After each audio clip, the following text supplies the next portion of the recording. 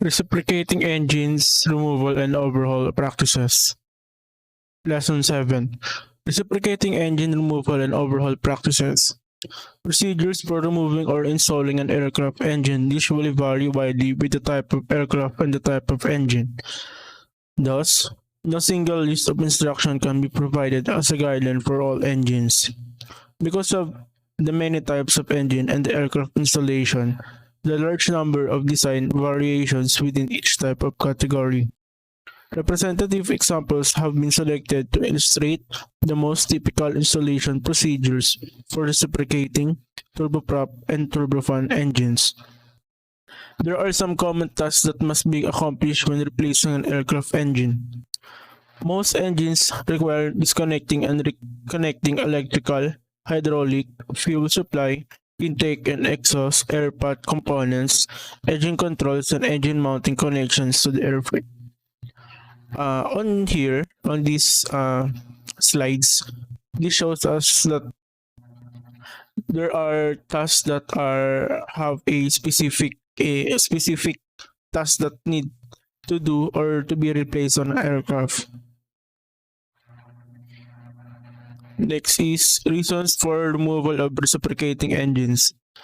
Information to aid in determining engine conditions that require removal is included.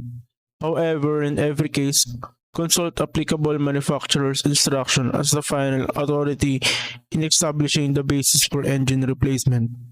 It should be emphasized that while procedures for specific engines and aircraft are included in this chapter, many pertinent or mandatory references have been omitted because of their irrelevance to a general discussion.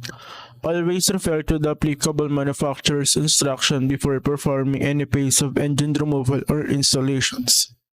On these slides, this shows us that whatever we do, we should always be dependent on the manufacturer's manual or manufacturer's instruction, because if he will do it on our own, probably we will make mistake, and on the manufacturer's manual or instruction, all of the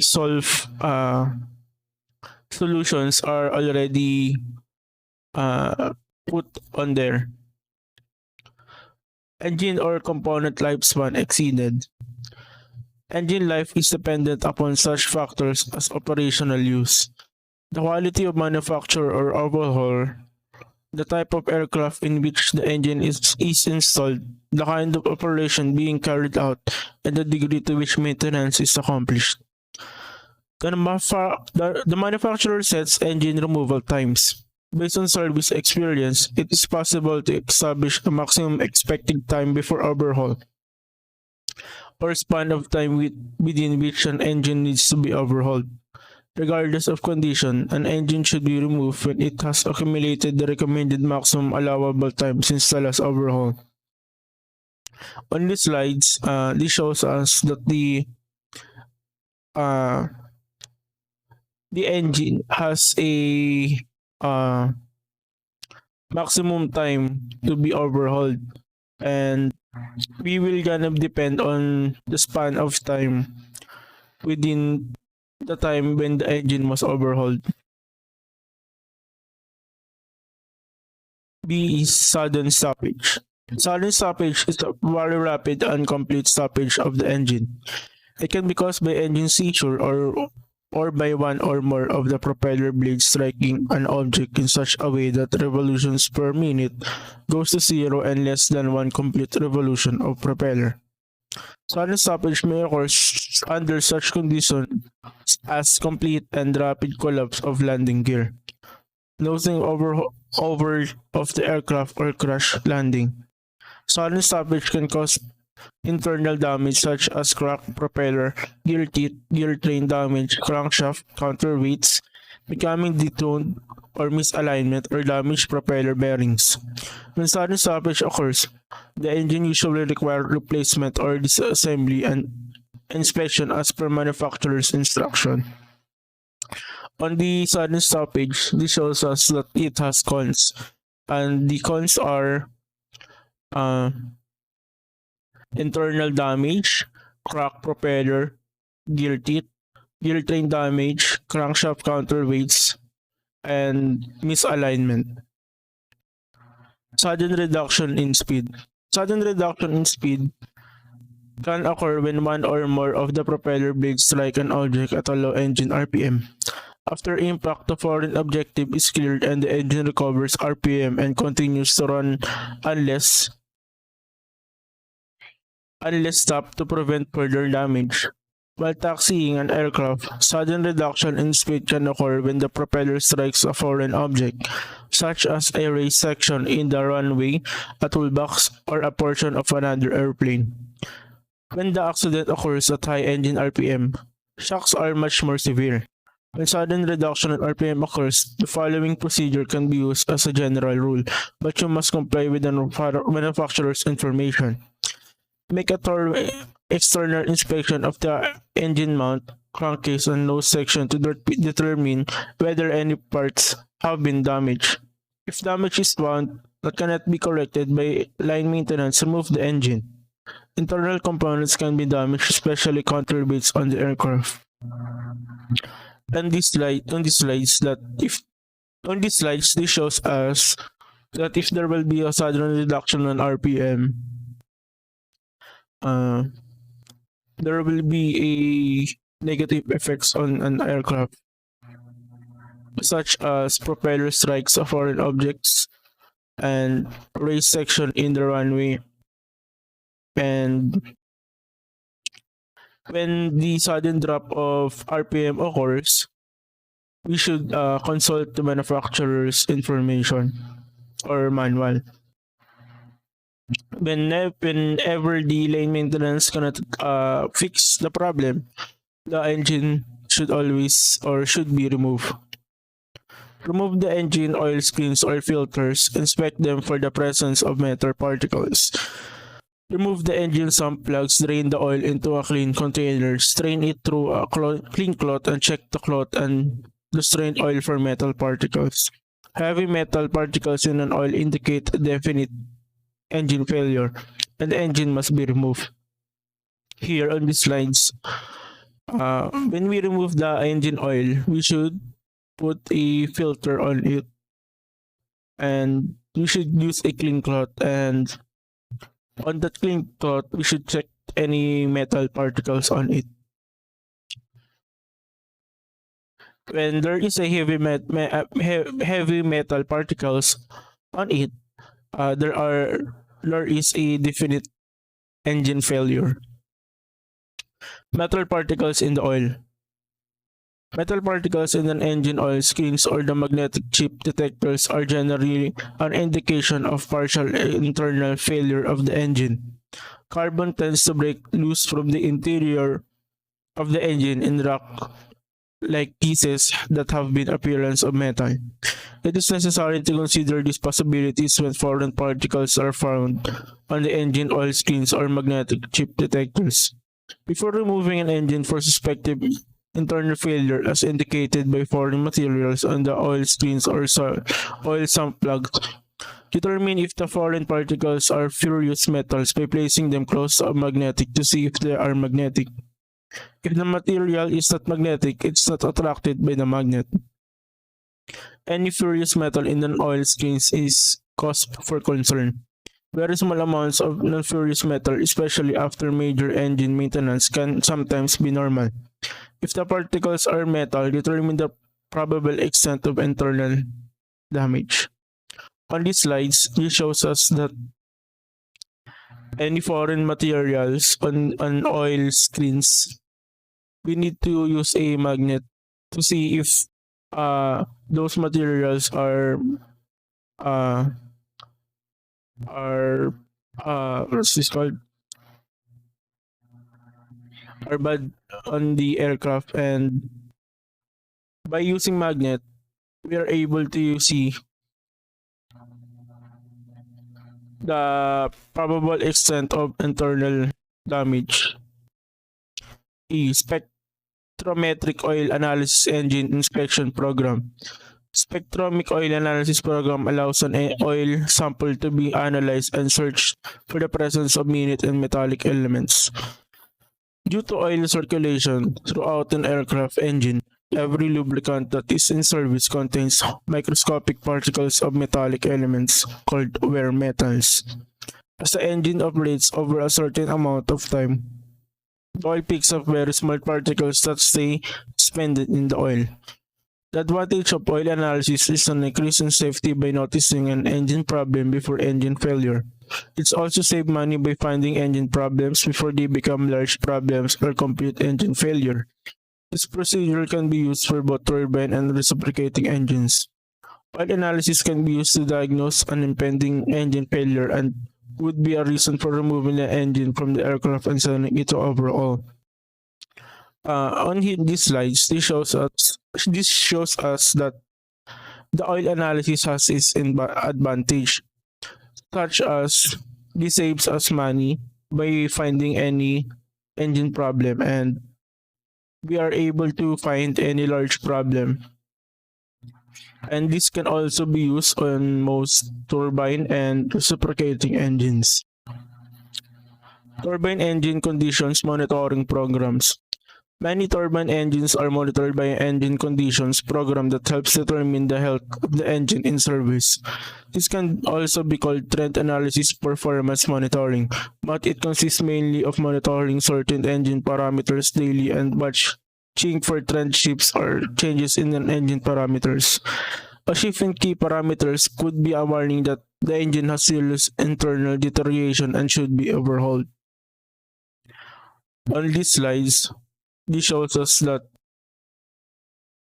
many turbine engines can be monitored by the engine condition program. This we are able to know if the condition of the engine is healthy, and any shift in key parameters, we are able to know that there are serious internal deterioration or damage, and it must be overhauled. Engine operation problems. Engine operation usually removed when there are consistent engine operational problems. Engine operational problems generally include, but are not limited to, one or more of the following conditions. One is excessive engine vibrations, that is especially true with turbine engines, backfiring or misfiring, either consistent or intermittent due to valve train or other mechanical defect in reciprocating engines. Turbine engines that exceed normal operations parameter or life-limited components exceeding maximum time in service or cycles. Low power output generally caused by low compression with reciprocating.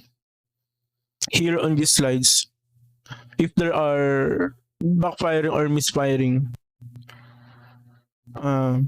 this shows us any negative effects on the engine.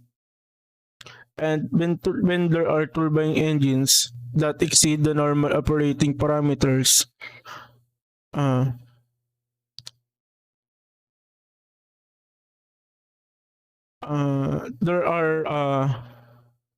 this shows us that the engine is capable of deterioration. Next is general procedures for engine removal and installation. Preparing an engine for installation. After the decision has been made to remove an engine, the preparation of the replacement of engine must be considered. The wide maintenance procedure and methods vary widely.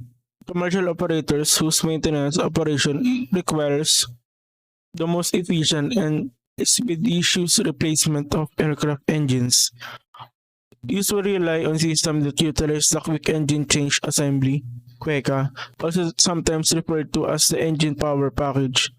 The QECA is essentially a power plant and the unnecessary accessories installed in the engine. Other operators of aircraft equipped with a reciprocating engine sometimes use a different replacement method in these repair facilities because engine changes often occur at random intervals. On this slide, it shows us that there are different operators of aircraft and there are different procedures on replacing it, and there are also different repair facilities. KEKA build-up methods for changing of engines. KEKA system is most commonly used with large turbine engines used in the airlines. Such as engines are used to describe KEKA build-up and installation procedures. Many of these procedures are applicable to all other methods of engine build-up and installation.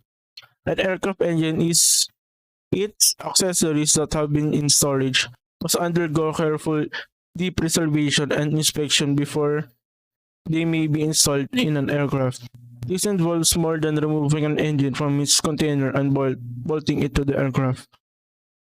The KEKA is commonly used on large turbine engines. And when the aircraft engine, this must also be stored and must be undergo careful depreservation, and mostly it also needed to be inspected before it is installed on the aircraft. The preservation of an engine.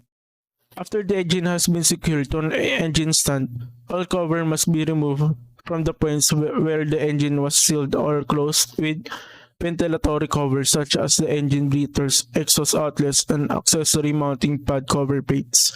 Care is emphasized in the inspection of the cylinders, even if it is necessary to remove a cylinder. As a final check, see that the exterior of the engine is clean. Usually, a quantity of compound runs out of the engine when the dehydrator plugs and oil screens are removed.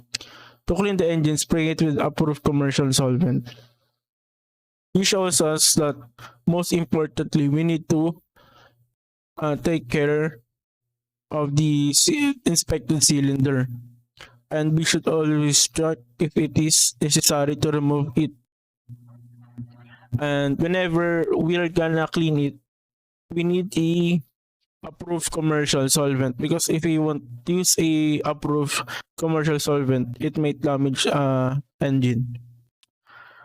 Inspection and depreservation of accessories. An engine performance is not better than of its accessories. Though the engine has been completely overhauled and it's in top condition, any oversight or error in installing the accessories can result in improper engine operations or even a repairable damage to it. Before depreservation, any of the accessories enclosed with the engine consult the storage data, usually sealed on the outside of the engine container, or the records enclosed with the engine to determine how long the engine and accessories were in storage. Certain accessories that normally accompany an engine from the overhaul are considered unsafe for use if their time in storage has exceeded an specified period. This time varies according to the limits prescribed by the manufacturer. Any accessories that have been removed from an old engine that can be installed on the new one must be given a thorough inspection to determine its condition. This inspection includes a check for general conditions, cleanliness, absence of corrosion, and absence of wear as evidenced by excessive play in the moving parts. Some accessories must be replaced regardless of their operating time. When the engine is being changed because of external failure, such as accessories may have been contaminated by metal particles carried into the operating mechanisms by the engine oil that lubricates them. Before installing any replacement accessories, check it visually for signs of corrosion and other freedom of operations. Lubricate the accessories drive if it's so indicated in the manufacturer's instructions. Here in these lines, we must also check if there are absence of any corrosion, and we should always visually check it, and should be lubricate those accessory drive to which is being ordered by the manufacturer's instruction. Preparing the engine for removal. Lesson 8. Before starting to work on the aircraft or reciprocating engine, always be sure that the magneto switch is in the off position. Aircraft engines can be started accidentally by turning the propeller if the magneto switch is on. Because this can be automatically be on because the magneto produces electricity. After ensuring that all fuel to the engine is shut off, disconnect the battery to eliminate the possibility of hot wire starting a fire. If it is anticipated that the aircraft will be out of service for more than 6 days, the battery is usually removed and taken to the battery shop and placed on charge. In these sentences, this shows us that there are also cause of fire. For we can read it here. We need to disconnect the battery, because if we don't disconnect the battery, there will be a short circuit and it may cause fire. So what we are gonna do is to return the battery, and it should be replaced. If we need to replace the battery also to prevent any damages on the aircraft, few other preparations should be made before starting to work on the engine removal. Here are the notes. Make sure that there are enough fire extinguisher near at hand to meet any possible emergency. Check the seals on these extinguishers to be sure the extinguishers have not been discharged. On these sentences, this shows us that in any case of fire or any accidental fire, we need a, let's say, a fire extinguisher, because if there are flame that is quickly to burn, we have a fire extinguisher to extinguish the fire. And we are also we should also check if the fire extinguisher has still if we should also check if the seals are not broken, because if the seals are broken, it might not work, or there will be it would not help extinguish those fires. Secondly, check the wheel chocks if there are not in place. The aircraft can and possibly will inch forward or back during some crucial operations. This shows us that we should always check the wheel chocks, because if we don't check it, the wheel of the aircraft would move. In other words, if the aircraft has a tricycle landing gear, be sure that the tail is supported so that the aircraft cannot tip back when the weight of the engine is removed from the forward end. It is not necessary to support the tail on some multi-engine aircraft if only one engine is to be removed. In addition, the landing gear shock truss can be deflated to prevent them from extending as the engine weight is removed from the aircraft. After taking these necessary precautions, begin removing the cowling from around the engine. As it is removed, clean it and check for the cracks so that the necessary repairs can be made while the engine change is in progress. On the number 3, this shows us that before we check if it's a tricycle aircraft, we should always check the weight of the engine so that it will not, like, it should be balanced. And while removing and we can also deflate the landing gear shocks, because if we would do that, this would prevent us from preventing the extending of the engine weight while we are removing something on the aircraft.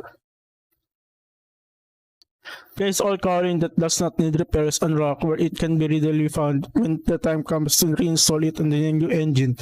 After removing the cowling, the propeller should be removed from inspection or repair. These two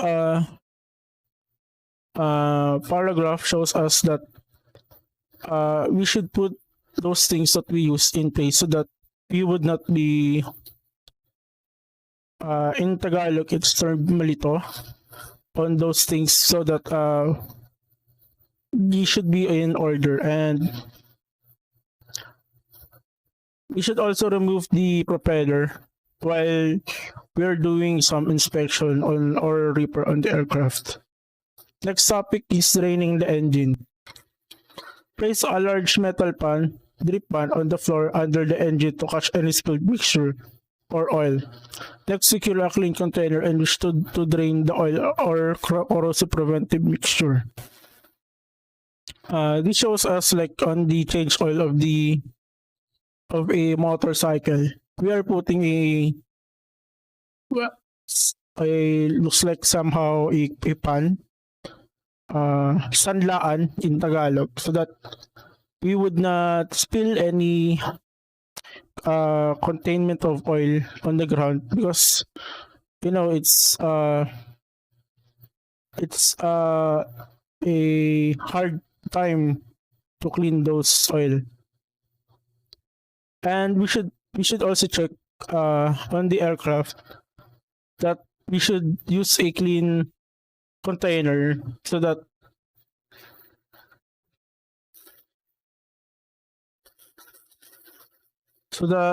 we could somehow avoid any corrosion.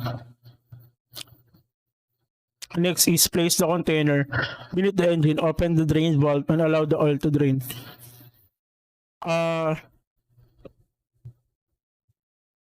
The next thing is you should open the drain valve and allow the oil to drain, which means here in figure 8 to 4, this is how it is being demonstrated. Next thing is other points at which the oil system is drained. Categorically include the oil cooler, oil return line, and engine socks. All valves, drains, and line must remain open until the oil system was completely drained. While draining the oil, we should check first that all valves and lines are open so that all oil are completely drained. So that you know that there would not be any oil remained on the system. After draining the oil, reinstall oil drain plugs and close all drain valves. Then wipe all excess oil from around the drain points. After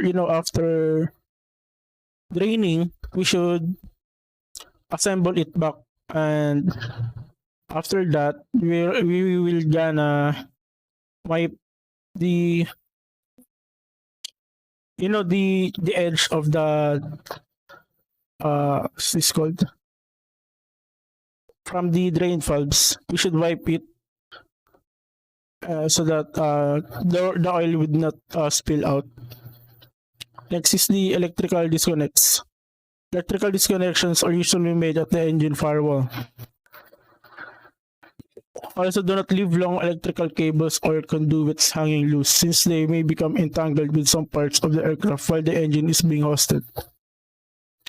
On these two paragraphs, it shows us that it's not mandatory to leave any cables, because there will be entanglement, like in Tagalog it's called buhol-buhol, on the aircraft. And next is, it is good practice to coil all lengths of cable and flexible conduit neatly and tie or tape them to some portion of the assembly being removed. Wrap moisture-proof tape over the exposed ends of connectors to protect them from dirt and mixtures. On the third paragraph, this shows us that we are obligated to tie or tape so that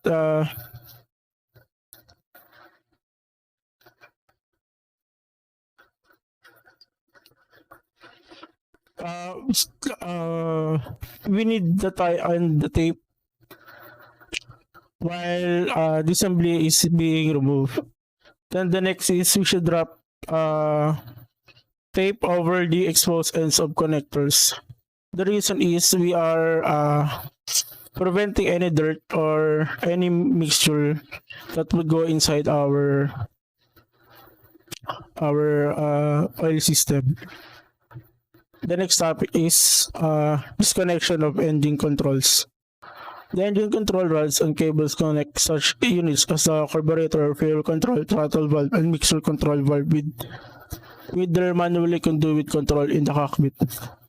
The controls are sometimes disconnected by removing the turnbuckle that joins the end. Here in the report visual aids, here are some example of it. Then the rod end assemblies determine the length of the control rod or the distance they are screwed on it, and they are locked into position by check nuts.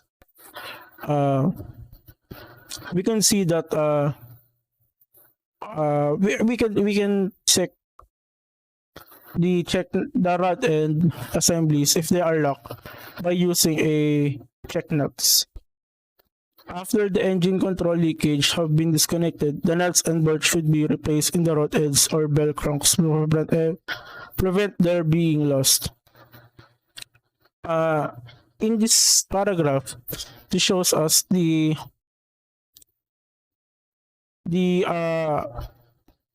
connections of both nuts and bolts are replaced because the reason is this would prevent it from being lost. All control rods should be removed completely or tied back. After, it's like mandatory, like if you will assemble it, you should, after you disassemble it, you're gonna intend to assemble it. Disconnection of lines. The lines units within the aircraft and the engines are either flexible hose or aluminum alloy tubes joined by links or hose clamped to them.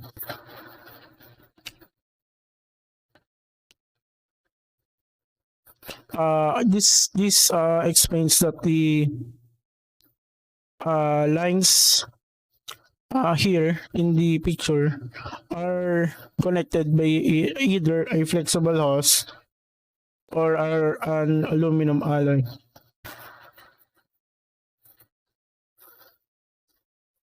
Lines that must withstand high pressure, such as hydraulic lines, are often made of stainless steel tubing. Those lines that are being used to withstand a high pressure are made up of stainless steel tubing because stainless steel tubing is somehow a strong steel, and it would withstand high pressures. Most lines leading from QECA are secured to a threaded fitting at the firewall by a slip knot around the tubing. Some types of containers should be used to collect any fuel or other fluid that may drain from disconnected lines. Some of the containers are used to collect a fuel, oil, or other fluid. After the lines have drained, they should be immediately plugged or covered with moisture-proof tape to prevent foreign matter from entering them, as well as to prevent accumulated fluid from dripping out. So what we said earlier, after we drain, we are intended to put a cover on it to prevent moisture or any foreign matter, because it's too small, we cannot see it with our naked eyes. Removing the engine. If QECA is being removed, the engine mount accompanies the engine. The mount remains on the aircraft if only the engine is being removed. This means that while the QECA is removed,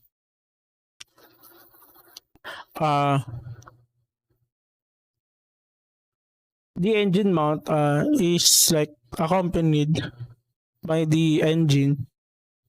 The engine is being stayed on the mount while it is being removed. Before the engine can be freed from its attachment points, a sling must be installed so that the engine's weight can be supported with a hoist when the mounting bolts are removed.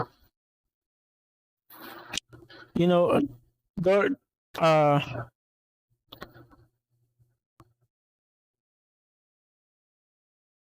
a sling is needed on the engine's weight because it supports it while we do a hoisting and while the bolts are being removed. Engines or Quecas have marked points for attaching a hoisting sling. The location of these attaching points varies according to the size and weight of distribution of the engine. We have different markings on the aircraft engines, and these markings determine the size and weight of the engine. Next is a matter of safety. Carefully inspect the sling condition before installing it on the engine. Before attaching the sling to the hoist, be sure that the hoist has sufficient capacity to lift the engine safely. The engine center of gravity (CG) should always be taken into account as the engine is hoisted. It's like on the weight and balance. You cannot it would be a hard time carrying a heavy object if it's too heavy. It would really be a hard time, and it's written here that the hoist has sufficient capacity to lift the engine safely. Because if it too heavy, it might damage the engine. That's why we need a sufficient capacity. The next is this hoist assembly is specifically be removing engines and other manufacturer for the purpose.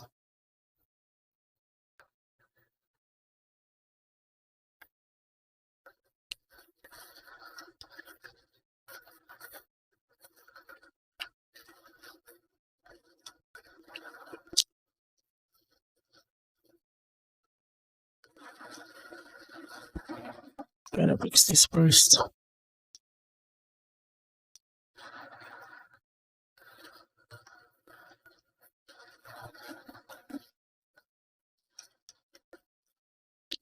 The assembly is physically being removed.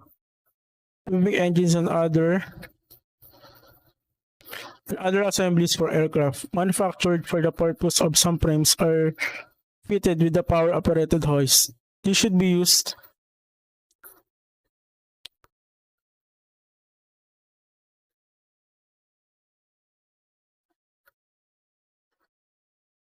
with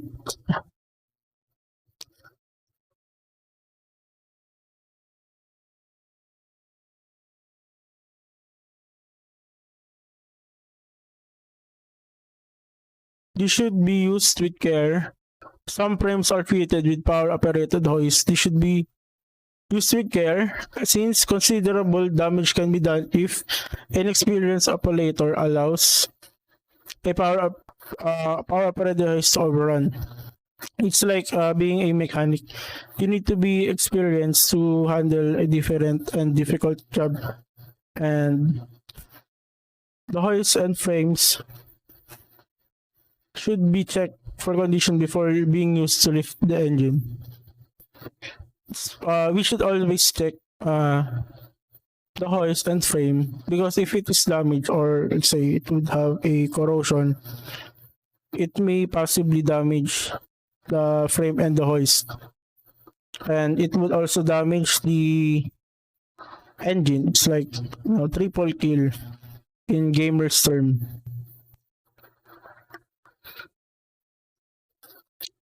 The next is hoisting the engine.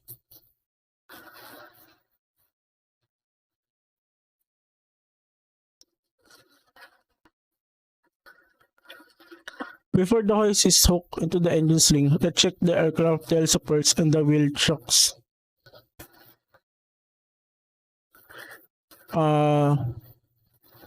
If the before the hook is hooked on the engine sling, we are required to check if the aircraft tail supports and the wheel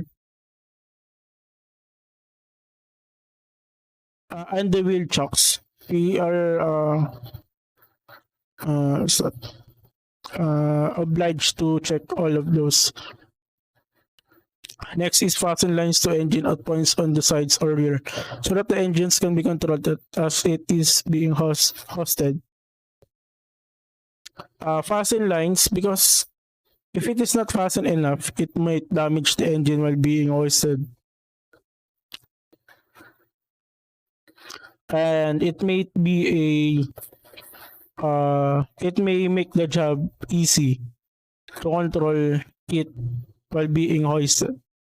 Hook the hoist onto the sling and hoist the engine just enough to relieve the engine's weight from the mount attachment. We should hook it on the right place, and this would just give us a nice room.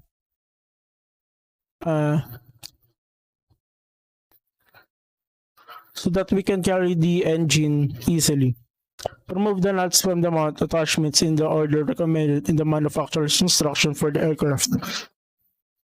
We should remove the nuts on the mount attachments, and we are obliged to always check on the manufacturer's manual instructions or manual, so that if we don't know what we are doing, or if it's our first time doing it, we are still needed to read those manual. If bolts must be removed from the mount attachments, be sure that the engine is under control before doing so.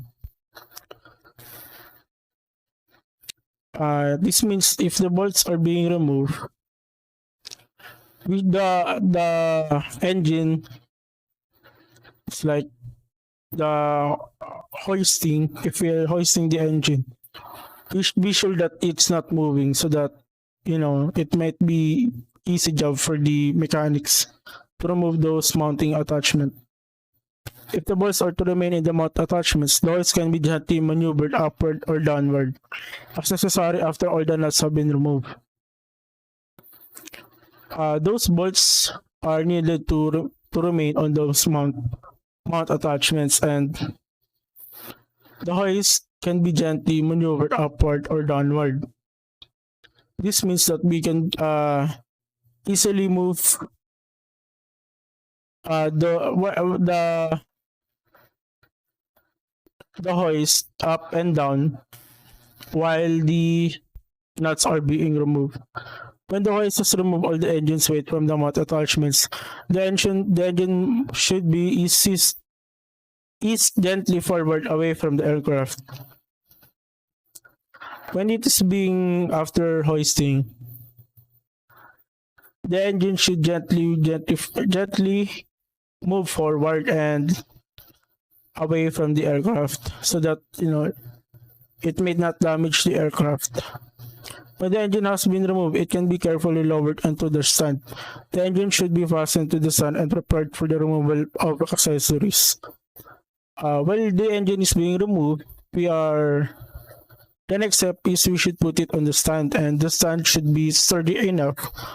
It might not fall, and after that, we're gonna remove all of the accessories of it. The procedure just discussed applies to the removal of most reciprocating and turbine aircraft engines. Any variation in details is outlined in the manufacturer's instructions. Before attempting any engine removal, always consult these instructions for the aircraft concerned. As what we've said here, uh, it's what it said here on the fourth paragraph. Remove the we are recommended in the manufacturer's instruction for the aircraft. Like if we connect it on the second paragraph here, we should always consult on the instructions of the manufacturer's manual. And because if we would not consult it, we might have a hard time fixing the aircraft, because if it's like a computer, the problems and the solutions are on Google, while on the aircraft, it's all on the manufacturer's manual. And all of the answers and solutions of the problem on the aircraft are already written on it. Hoisting and mounting. The engine for installation. The new or overhauled engine is ready to be hoisted for installation. Move the engine stand as close as possible to the nozzle in which the replacement is to be installed.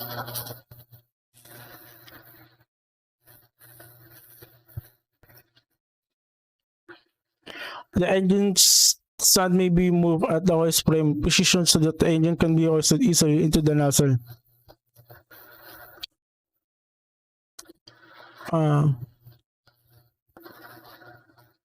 While hosting, we should put the engine stand on the position on the engine so that it may be easier for it to be hoisted on the aircraft nozzles. To prevent injury to the crew or damage to the aircraft or engine, be sure that the engine is steadied when moving the hoist frame. It's like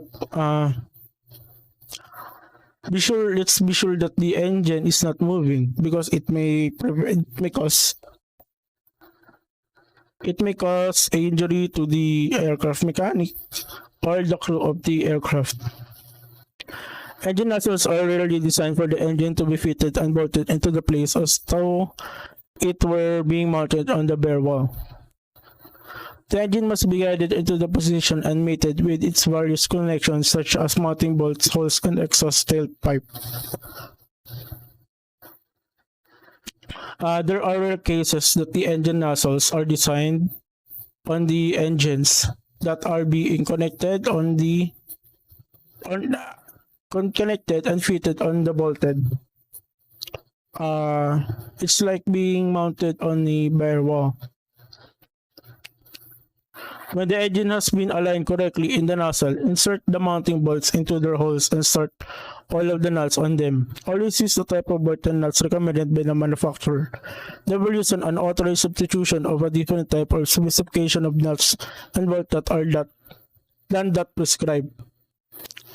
Just like we've tackled earlier, that the all that we need are on the manufacturer's manual, and we are not intended to use any alternatives and use a different kind of engines, bolts or nuts that are not suitable on the specification on that aircraft.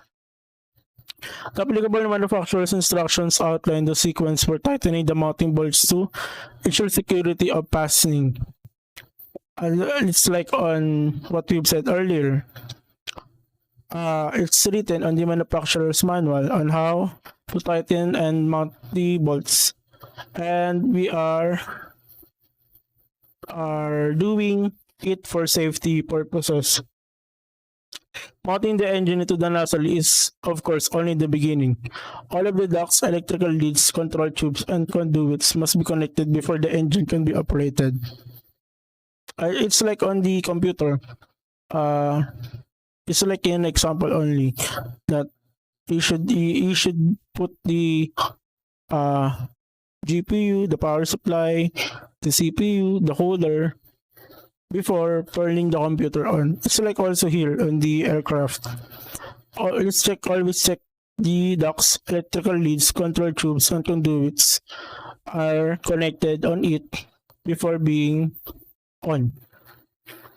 Connections and adjustments. There are no hard and fast rules that are direct the order in which units or systems should be connected to the engine. Each maintenance organization normally supplies a worksheet or checklist to be followed during these procedures. Worksheets are needed or checklist because it's like it would help us what are the first step that we're gonna check, second thing that we are gonna check, third thing, so on and so forth. The list is based upon past engines installations on each particular aircraft. If this is followed carefully, it serves as a guide for an efficient installations. If we're gonna follow the checklist or the worksheet, we would have a efficient installation. And that's all. End of the report.